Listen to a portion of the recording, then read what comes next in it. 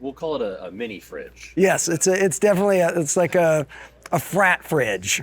A dorm fridge. Yeah. What's up, guys? It's Cooper Carter here for G66 and Fractal Audio Systems, and I am very excited. It is my pleasure to bring you one of the most requested artist tone tours in the Fractal universe, a very early fan and a very devoted fan of Fractal, the amazing Dweezil Zappa. Hey, glad to be here. Take it away.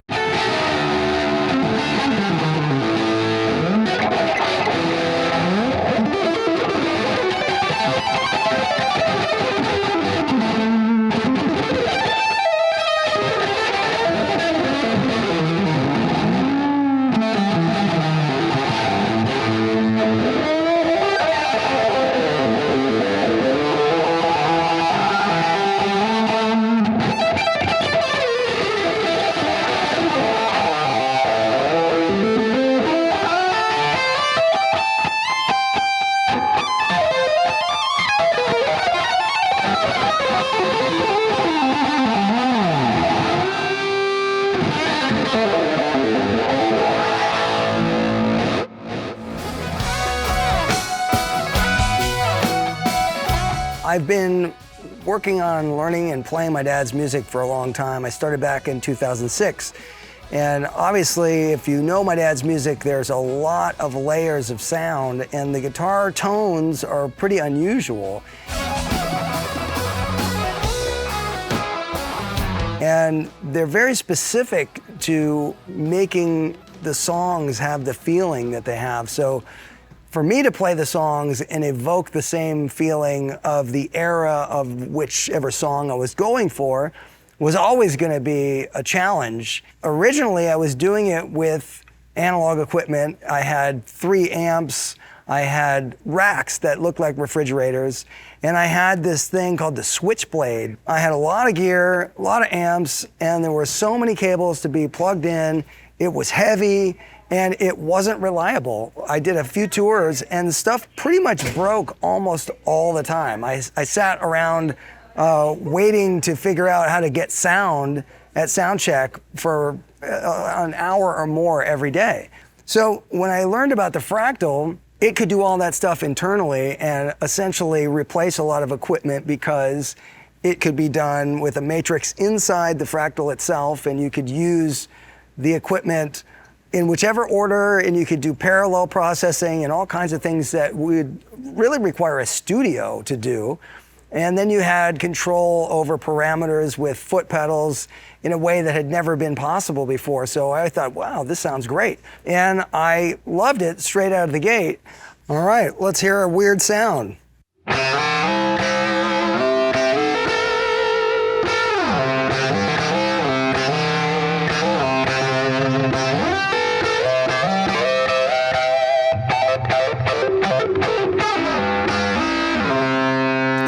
Pedals, analog pedals going into it, it sounds great because it has an analog front end to the Fractal itself. So the beauty of the system was that it did allow me to do a lot more complicated programming, and it reduced the amount of stuff. But the funny part was that originally it was like, great, yeah, I'll use less stuff. It'll be easier to carry around. And then eventually I had refrigerator-sized racks that had fractals and a bunch of other stuff. In the early days, I had to use 2 fractals, and I used one that was just for the left side of the sound and one that was for the right side. And then we're where we are now with the current iteration of the Fractal 3, where it can do what I needed 2 fractals to do, it can do in one. But it's still very complicated. As you'll see with my system, I'm splitting my signal twice to be able to use the pedals in the same way that I used to with 2 different machines, because I want certain things on the left side and only on the right side. So it's complex, but it allows me to do things that I wouldn't otherwise be able to do. And if I had to do it all on the Fractal, I probably could do everything that I have right now in the Fractal. We'll call it a mini fridge. Yes, it's definitely it's like a frat fridge. A dorm fridge. Yeah. I remember them well. The basic sound on one side doesn't have the effect.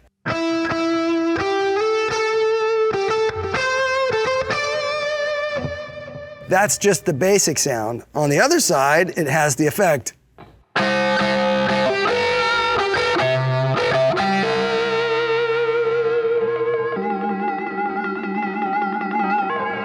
So you can hear it shifting through frequencies and doing some stuff, but on its own, that's less usable than if I blend it and I want the total control to be able to have something separate and have a stereo sound. So if I put them together, we get the...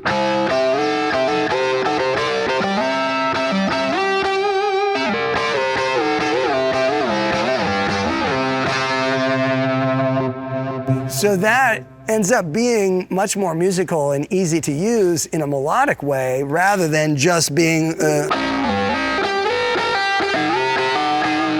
which sounds cool, but it's limited in its use.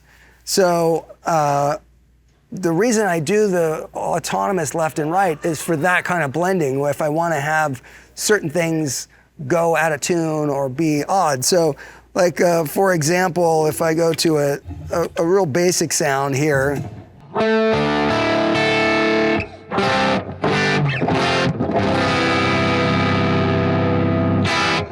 There's really not much ambience on it. It's just kind of amp tone, and this is just the fractal. There's no pedals on or anything. So if I wanted to have a Dynaflanger sound, I could use the one that's built into the fractal in this preset, and I'll show you how it works. And it's a subtle version on this particular one, but here's the sound that's normal.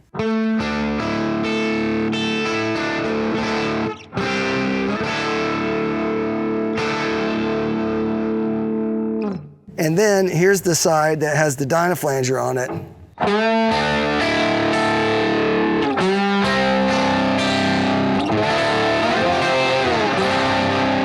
So that one, you can hear it warble just a little bit, but it does that based on how hard I hit the strings.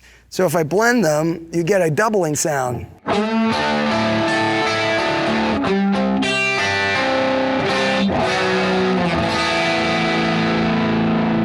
And that's very different than like a micro pitch or a chorus, you know, because it's randomly knocking it out of tune sometimes. And there's a slight bit of delay, like it's probably about 11 or 13 milliseconds or something like that.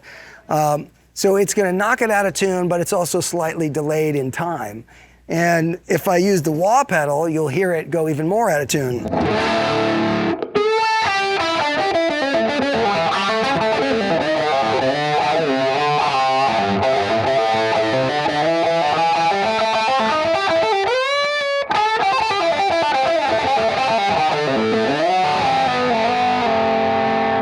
So what's cool about that is that when you kick it past the threshold of what's making it go out of tune by using the wah, you can really just rock it and find the moments where you want it to get the doubling effect. And it becomes a thing that you're able to play and respond in real time to the sound. And that's what I like, because it feels like it's alive. It's not just a sound that has an LFO that's doing this. I can kind of accentuate the things that I want and kind of stay there. In this case, I have two different wahs at the same time. So here's one on one side.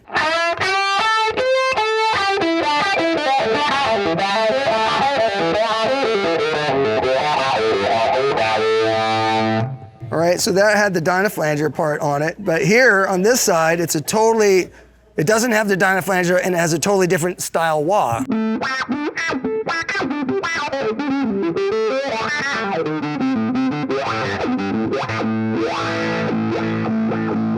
So together,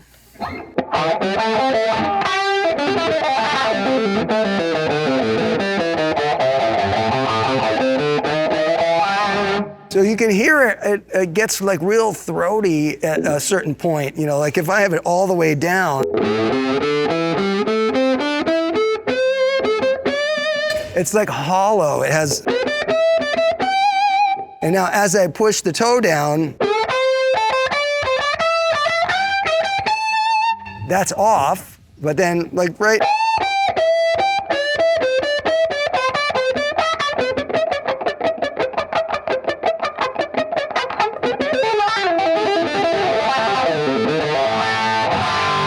So it's a really unique way that you can use the fractal and have two different frequency responses from the wahs, so they're not operating exactly the same time or in the same range, and you can really get a doubling effect just from that. Like even if I took the dynaflanger out, it sounds like the guitar is being doubled just with the wah.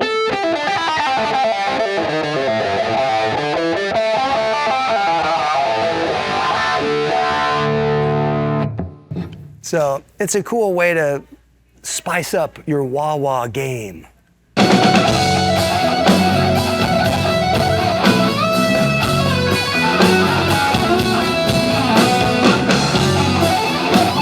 On this go-around on this tour, we're playing a lot of unknown versions of some of my dad's songs.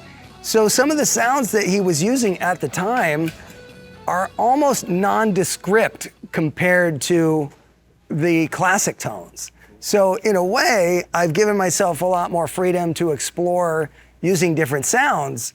So like in Inca Roads, I have 4 different lead tones that I bounce between. So this sound has got like an envelope sound and a little, you know, of the dynaflanger type of thing.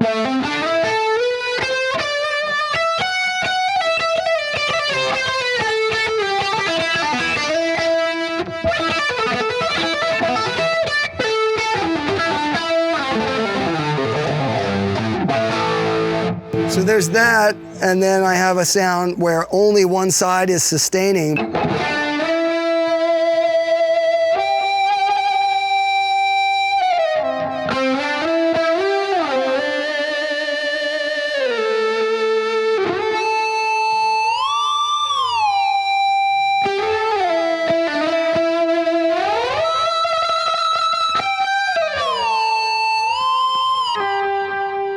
So what's cool about that is you can actually hear it goes into a feedback, but then it almost has like a fretless slide in it.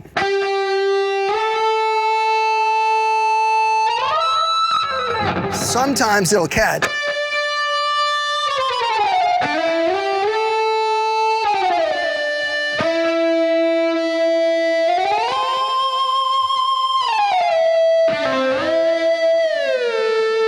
See how that slides like almost like a fretless.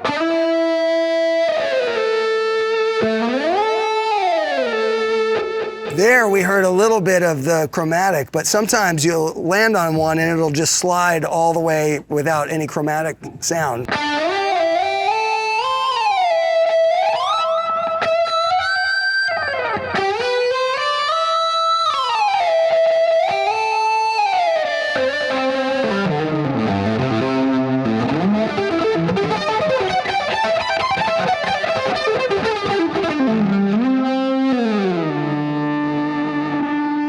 So the thing about a sound like this is one side has sustain and the other doesn't. And it gives you a sound where if you're listening in headphones or playing on stage, you have this interplay like this, and you have a different kind of attack on each side. So this,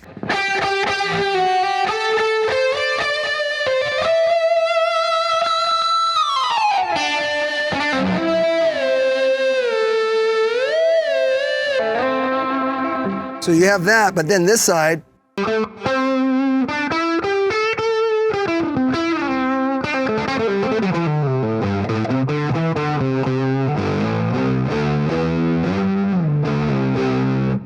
not a lot of sustain, but it has a good amount of attack.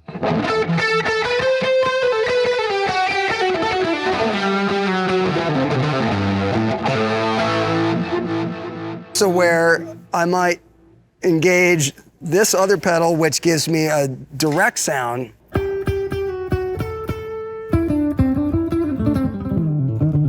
So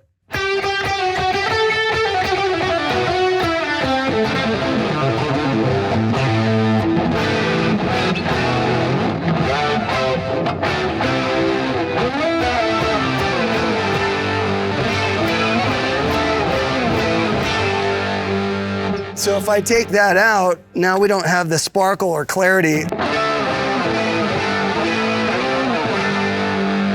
Put it back in,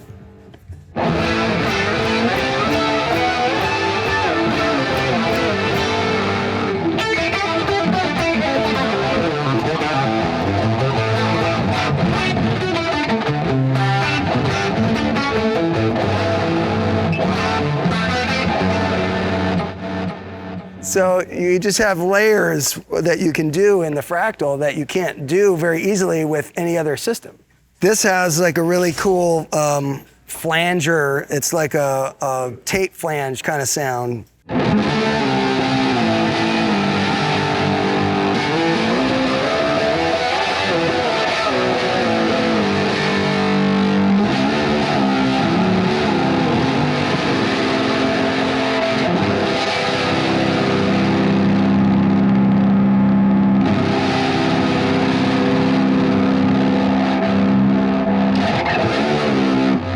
Add this back in.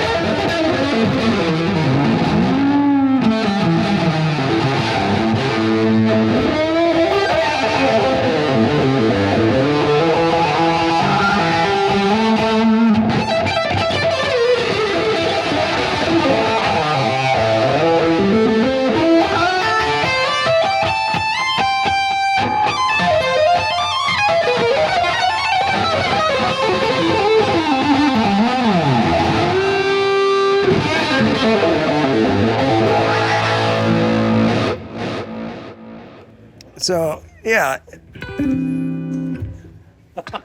Ending with the Yeah. It's perfect. Wonderful. Yeah. All right, Cooper, thanks for having me on the show. I hope everybody enjoyed having a look at the rig, and I'll leave you with this hard little lick from Echidna Zarf.